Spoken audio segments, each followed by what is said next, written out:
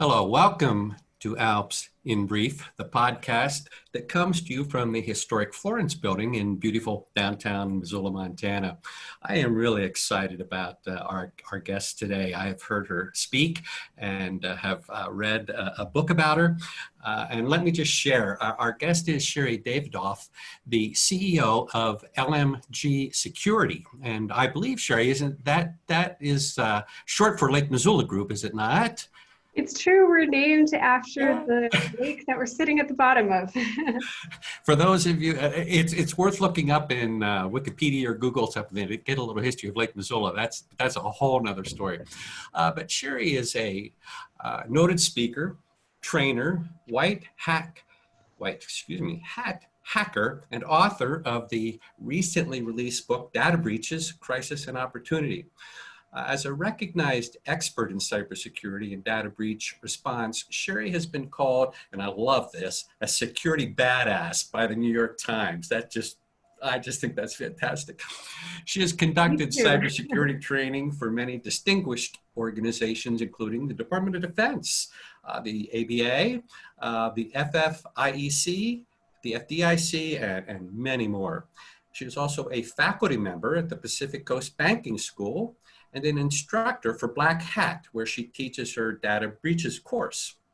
She is also the co-author of Network Forensics, Tracking Hackers Through Cyberspace. It's a Prentice Hall publication out in 2012. And this is a noted security text in the private sector and a college textbook for many cybersecurity courses. Sherri is also a GIAC certified forensic examiner, a penetration tester, and holds her degree in computer science and electrical engineering from MIT. She has also been featured as the protagonist in the book Breaking and Entering, the extraordinary story of a hacker called Alien. And so welcome, Sherri, and I can say I love the book. Thank you so much, Mark. It was a lot of fun. It was a good read. So, good. What you and I have been visiting about in terms of just having a conversation today, obviously in light of all that has happened in recent months with COVID-19, global pandemic, and this fallout of a very rapid move into working from home did not overlook lawyers. Many had to immediately jump and try to figure out how to make this work. And it seems some were pretty successful at that. Others, a few struggles, but they got there. But what I really want to focus on is the security side, the security piece of this. I think remote security is exposing not only lawyers, I think businesses of all shapes and sizes, to unexpected or perhaps a broadened way, broaden their risk, their exposure, just because we have at times home systems. And I guess initially, would you agree, is the remote work setting a concern for you? Well, absolutely. There is an expanded attack surface now that so many people are working remotely. And I'd say that's for two reasons. Number one, because many people have moved to the cloud or have started logging into work remotely and therefore poked holes in their firewalls and things like that in order to facilitate it. And everybody did what we needed to do to keep going and to keep business up and running. And that's fine. I'm here to tell everybody it's all fine. Our goal is progress and not perfection. But now is the time to step back and think, what do we do? And start cleaning things up. Start thinking about how do we sustain this potentially long term? Because I think remote work has been here for a while and has definitely ramped up and is here to stay. And the other reason why the attack surface has expanded is because a lot of people are using personal devices for work more than we ever have before. And so all of a sudden you have sometimes very sensitive data on your personal device that you also share with your kids or your friends, and you play games and this and that. And there's a different risk level that we have in our personal lives versus what's appropriate when we're handling this very sensitive information. So we have to balance those issues. Yeah. I like sort of two comments here briefly. Initially, I like that you say lawyers haven't done anything wrong, in other words, by transitioning, and it's all because it's so tempting to try to scare the bejesus out of everybody and say, oh, you're not doing, but they did what they needed to do. And now is the time, because I think you're absolutely right. This work from home evolution, in terms of the rapid rise of it is here to stay in a lot of ways. And so now it's time to say not oh, you've done anything wrong or you're bad, but let's just try to How do we fix make it sustainable and not get hacked all the time? Yeah. And I want to come back to here a little bit down the road, but I do really appreciate the comment of personal devices, and I think that's worth exploring a little bit. Where I'd like to start, if we may, and I don't know if you agree or disagree with this, but even again today, I have come across additional articles talking about an exposure that is, I think, for so many flying under the radar. And that is simply the wireless access points, the routers and whatnot that all of us typically have in our homes. And do you feel that is that an overblown risk? Would you have any thoughts about some basic things that staff and lawyers should be thinking about? Well, it depends where you are. I used to live in the middle of Boston and there were a zillion people around my house all the time. Now I live in the middle of Montana and wireless security is always important, but less of a concern. So first of all, consider physically where you are and Fair who point. might have physical access to that wireless network. And absolutely, your network is only as secure as the devices are on it. And we've seen time and time again that if a computer gets infected, it will try to infect all the devices around it. So if you have a neighbor that starts using your wireless network and they happen to have a computer that's been infected, that could absolutely cause risk for the systems on your network as well. Very good. And thoughts about, are there any just practical steps you think folks might be able to take to minimize that likelihood? Sure. Well, as we were talking about ahead of time, there have been a number of vulnerabilities in common routers and wireless access points. So step number one, make sure that your software is up to date, your firmware is up to date on those devices. And you can do that either, sometimes they have an app that's paired with your smartphone, so you can update it that way, or you can go into the device itself in the administrative interface and do updates. So every now and then, sit down, have a glass of wine, whatever, update your router. It's fun, it's easy. And change that password. Make sure that the password is not a default, that it's secure, it's not your phone number or your address, because guess what? People know that. And also that the name of your wireless network is something that does not draw attention to you, that it's a little bit under the radar. Boring. Make your network look boring. I like that. I like that. Really slow wireless, that's what you should call it. Nobody will want this. And I think your idea of maybe having a glass of wine to do this isn't a bad one, because there have been times where I've been trying to do some things in terms of, I take security very, very seriously because I've been telecommunicating for years. And boy, there are times when certain things aren't as easy as they should be. And just instead of throwing the computer, you could have a little sip of just relax. Yeah, well, risk is your job at ALPS, so I can imagine that it's something you take seriously. That's right. That's right. For a moment, let's just say that I am a lawyer. I'm the owner of a small firm, couple of staff, and we have made this transition out, and everybody's at home for the time being. May or may not be coming back. We'll just see how this all evolves. But as the owner of this small business, what kinds of things really should be on my radar that may not be? What should I think about? Yeah, the number one thing to think about right now is two-factor authentication. And I know that's a big word. I cannot even tell you how important that is, because we are living in a world today where all of your passwords have been stolen. Just assume that, because if you get a virus on your computer, it's going to steal all your passwords first thing before you even know it. And you are not fooling anybody by keeping it in a Word document with a totally different name. I know that it's there, and so do the criminals, and they're just going to grab it. The other thing is if you reuse passwords on different websites and one of those websites gets hacked, criminals have automated tools that will try your password in like a zillion other websites. It's called credential stuffing attacks. And Akamai, which is a big tech company, reported that there were 61 billion credential stuffing attacks just in the past 18 months. So assume somebody's going to steal your password. You're not going to know about it because that company may not even know they have a data breach, or if they know, maybe they'll report it to you like 6 months to 3 years later. Right. And in the meantime, you need to protect your accounts. The FBI recently reported that the number of business email compromise cases is going up because of coronavirus. Scammers are using tactics to try to trick people out of their money. So they're breaking into email accounts. They're finding examples of invoices or payments or things like that. And they're saying, oh, due to coronavirus, that bank account is being audited and I really need these funds. Please send it to this other place.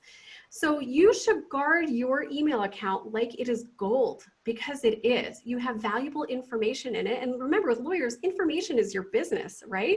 If it's valuable to you or if it's valuable to your client, it is valuable to a criminal. They can leverage it somehow. So protect that email account like it is gold. And your email account can also be used to reset your password unlike anything else. And the criminals know that. So they're after your email. That's a great point. That really is. Can you take just a moment or two and explain just a bit more about what you mean by two-factor authentication? I'm not sure that everybody in our audience, I think a lot do, but I know that there are more than a few that really don't understand. And I assume when we talk about this, you're really saying we want to use this if we can in any and every setting. So email account, bank account, where cloud, you name it. Right. But can you just share just a little bit more to make sure everybody's with us? Absolutely. This is my favorite question, Mark. Thank you so much. So two-factor authentication is what you need to know. Authentication means how we verify someone's identity. So online, you might have your identity verified with a password. Passwords are dead to me now. In the real world, you might verify your identity with your driver's license, right? Two-factor authentication is when you use more than one method of verifying someone's identity together.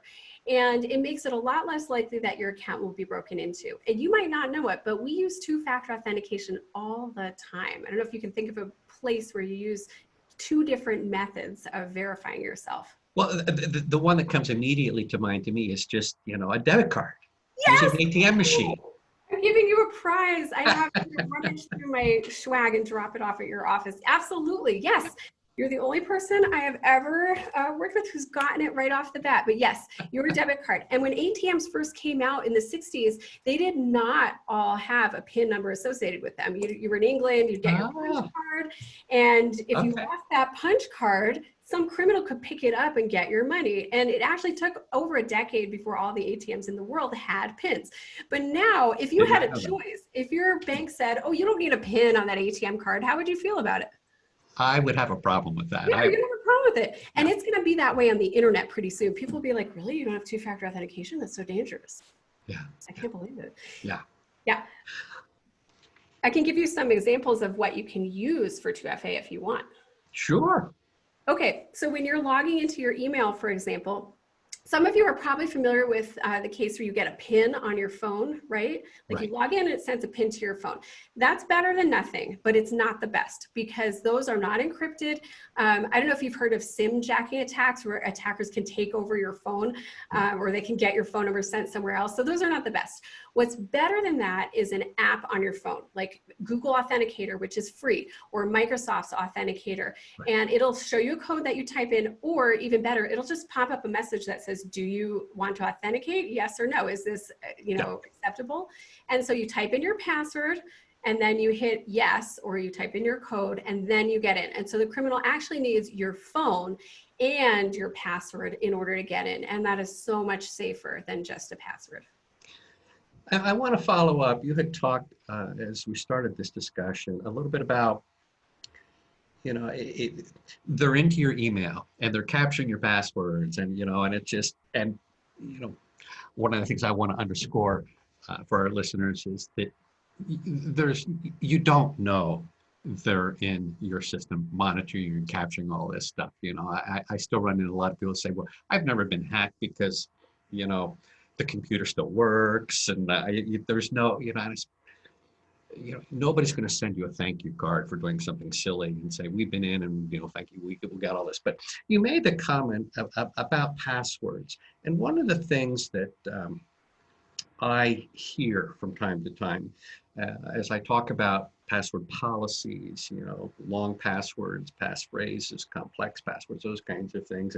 And the pushback you always get is, how in the world do I remember all this? And, your comment of, a Word document is absolutely not the way to do this, but I have talked about password safes.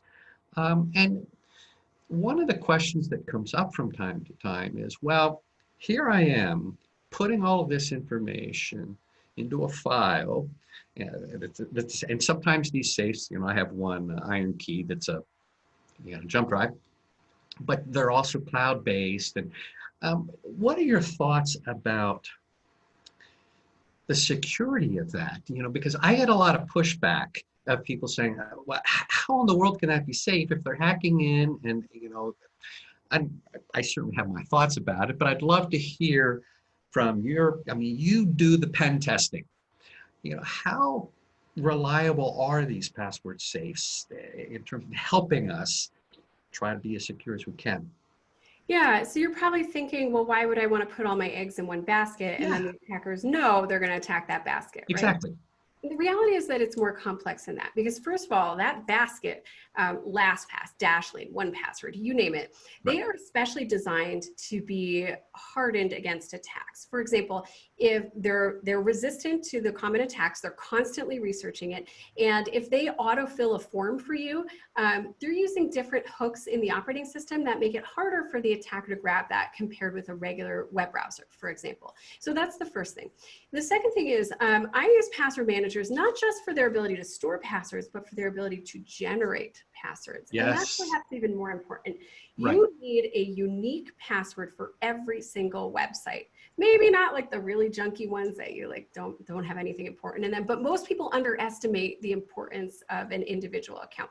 Ideally, you want a totally different login for each website because you never know which website's going to get hacked, right? And the human brain is not designed to remember 20 billion passwords. I mean, it's probably all we can do to remember like 3 passwords. And so then you get people picking the password Fluffy 1984, like their dog and their kid's birthday, which people can totally guess. Or, Spring 2018 bicycles, and then that changes to Summer 2018 when you have to change it. And the hackers are onto you. They have automated tools that will automatically try different variants on your favorite password that they have already captured. They'll put an exclamation point at the end. They'll put a 1 and then a 2 and then a 3 and then a 9 and a 10.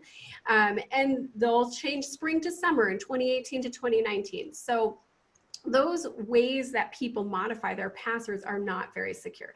So use your password manager, use 2-factor authentication on it if it's in the cloud. And if you hear, LastPass, for example, was actually hacked several years ago. And what happens in that case is you want to change at least your master password if not the passwords.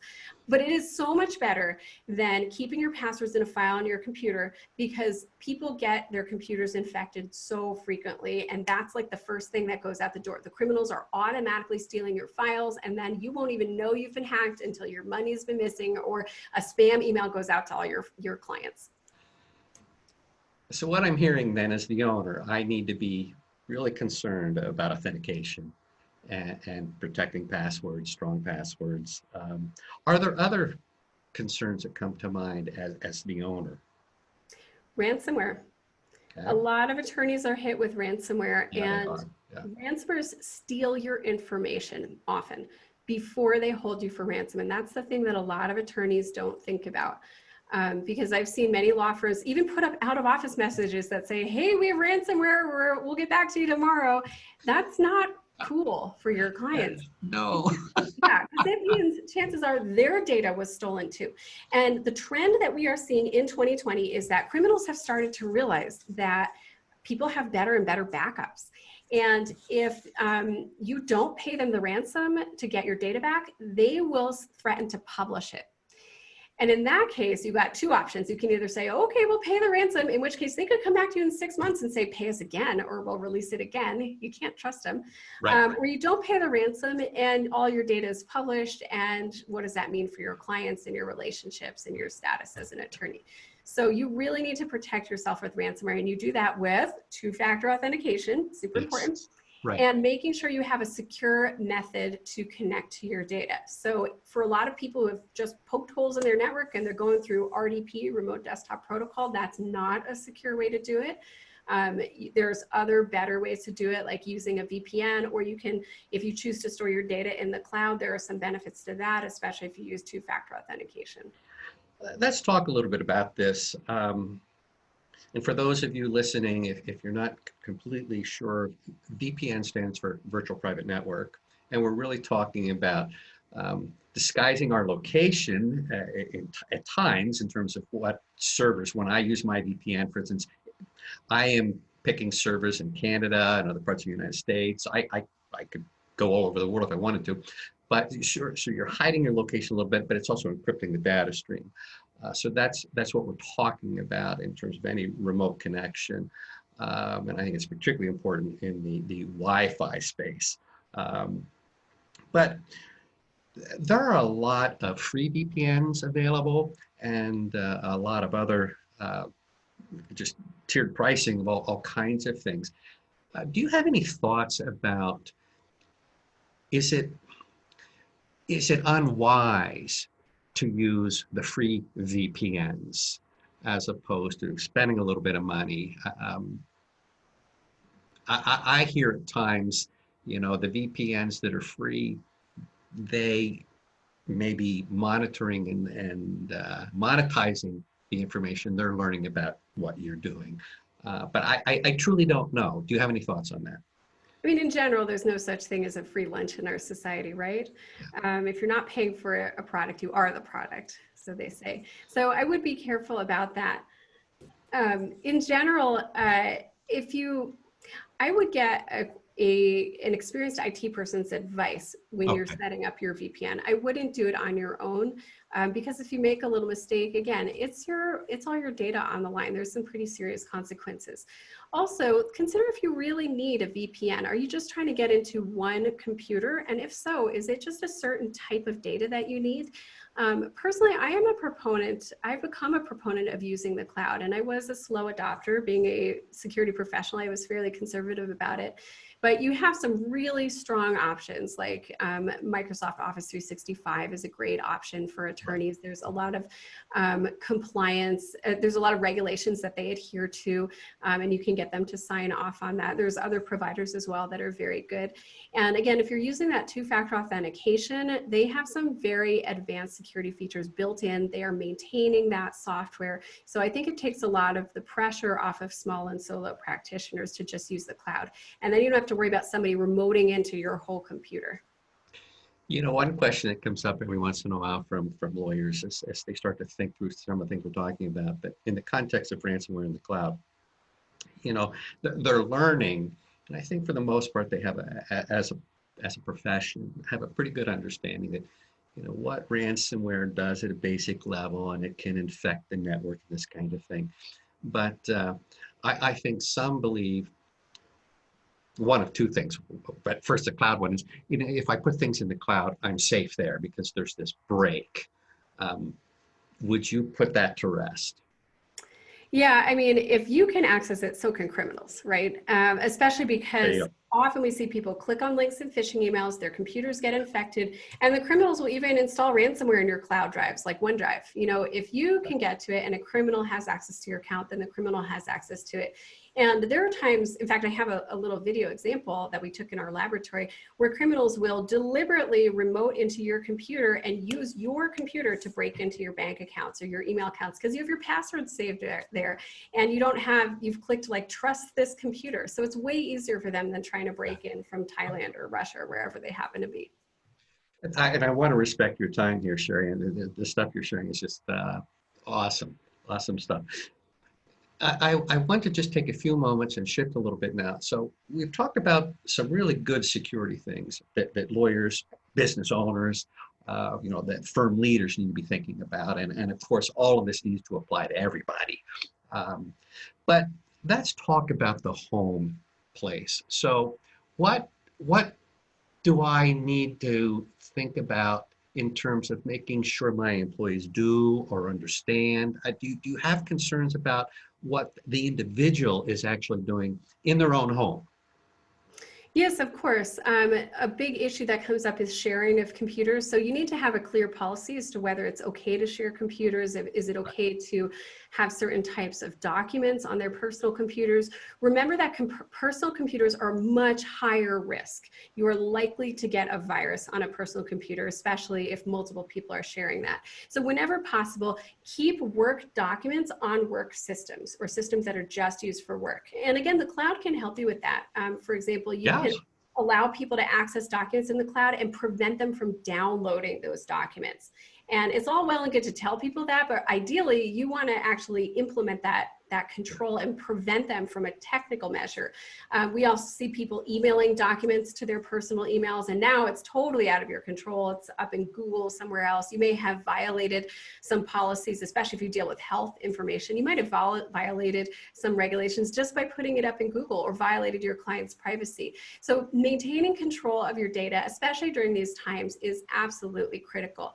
I think I would be remiss if I didn't mention mobile device management software. Yes. So if you have people using personal devices, you can deploy what we call an MDM. It's a piece of software that allows you to have some level of control over that personal device. So if that employee leaves or if the device is stolen, it'll wipe your data from it.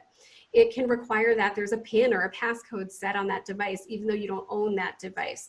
It can require antivirus software. And that's another one. If you do nothing else, require antivirus software. And you can buy it for employees to use on their home computers if they're using those for work. Yeah.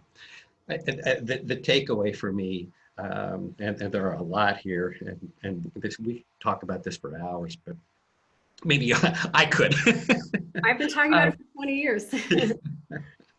But I do like, when I think about our confidentiality rules in law, I do think saying, we really, you can't use a home computer for work that the teenage kids have access to in the evening, and the gaming, and that's just victim here on the forehead, if you ask me.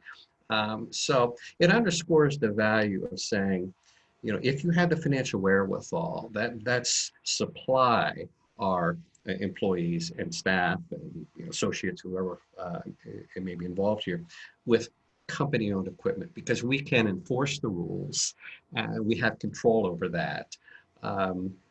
I really like that, but I also think that there's value in having some policies and then thinking through some of the issues that you just identified, and that's have written policies that staff are well aware of, so that if they are constantly breaking the rules, which is so easy to do because we trust our personal devices, do we not? We seem to trust our personal devices a little bit more than work devices, whether it's because we know we're not being watched, if you will, in terms of just when you're on a corporate device, they have the ability to monitor what's happening to the device, that kind of thing. I don't know what it is, but I think having a policy allows you to not monitor, but hold people accountable and Absolutely. Say, look, if you're not doing something, so. Yeah, a policy is a great first step. And remember, progress, not perfection. I do recognize, especially right now, a lot of people just don't have any other option besides using personal devices.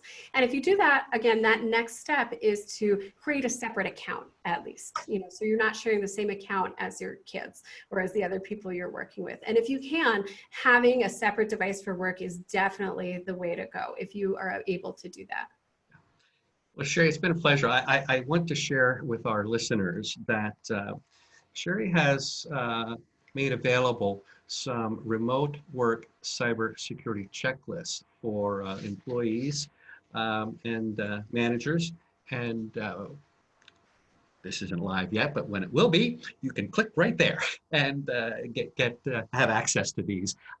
They're excellent tools. And Sherri, thank you very much for making that available to our audience. For those of you listening today, I hope you have found something of value. And if you have an idea of a topic that you feel strongly about, that you think others would enjoy hearing, or you have a speaker that you'd be interested in seeing if we can have join the podcast, please don't hesitate to reach out to me. My email address is mbass, M-B-A-S-S, at alpsinsurance.com. And before I close, for those listening to the mileage score, you have to go back to earlier podcasts. I'm up to 700 even as of today, so I'm getting there. That's it. Thank you all. Thanks for listening. Bye-bye.